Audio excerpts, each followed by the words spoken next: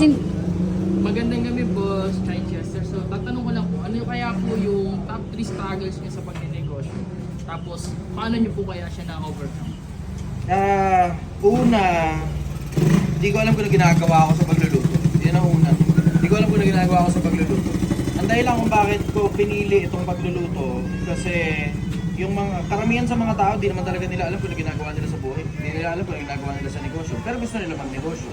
Pero hindi sila magaling sa kahit anong bagay. Kaya gusto ko maipakita sa mga tao na kahit hindi mo alam kung ano ginagawa mo, pwede pa rin namang umusad. So ano ginawa ko para umusad yung sistemang hindi ko alam kung ano ginagawa ko sa negosyo. Nag-research ako ng gusto.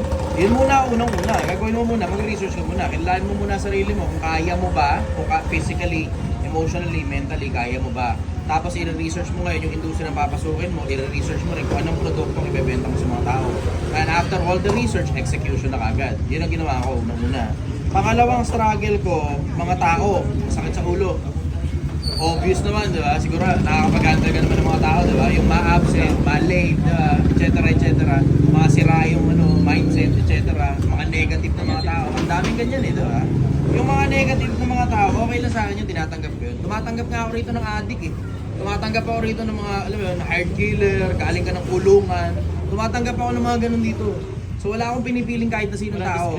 Wala akong pakialam sa kung ano pa ang nakaraan mo. Okay lang yun. Sa akin, simple lang naman ang konsepto eh, di ba? Kaya kong ayusin yung mindset ng mga taong mga magiging empleyado ko eh. Pero syempre, di ba, there's that few individuals na talagang hindi mo talaga maaayos ang mindset, lalo na kapag laging absent.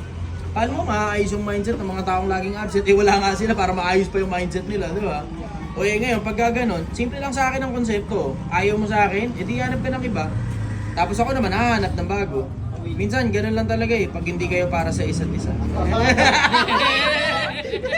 Nasingit. Madaling umanap ng kapalit, lalo pa kayo, social media, napakadaling umanap ng kapalit. Asawa ka, nahanapan ng kapalit eh, empleyado pa kaya. Ganun ka simple eh. Ayun, pangatlong struggle ko, equipments. Kasi yung budget namin dito, yung cash namin, hindi pa masyadong malaki tubo nito eh. Kung mapapansin mo, ang benta namin dito 120 pesos lang. So hindi masyadong malaki ang profit margin nun. Ngayon, yung proseso na dinadaanan nung lahat ng mga bagay dito, bago maihatid dito mismo, bago maibenta sa mga tao, parang mas masahol pa to kaysa sa bulalo eh. Eh ang bulalo binibenta ng 300 piso isang bowl eh, di ba?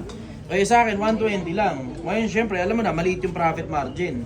Wala ngayon ako mga equipment. So, di yung ginagawa ko ngayon, nangihiram ako ng mga equipment. Di ba? Diskarte, di ba? Ganon din naman ang ginagawa ng mga ibang negosyante. Wala kang, kulang ang budget mo. Yung iba nga, nangihiram pa ng pera eh, di ba? Kasi susuli mo lang. Yung hiniram mong gamit, siguraduhin mo hindi masisira. Diba? Kung hiniram mong pera, siguraduhin mo susuli mo. Ganun ko simple ang konsepto. O tapos pag halimbawa, talagang hindi na talaga nila kailangan yung gamit na pinahiram sa'yo, pwede mo pasulian na lang sa kanila. O di makakaulit ka ngayon sa kanila pag may kailangan ka. Yun. Thank you po.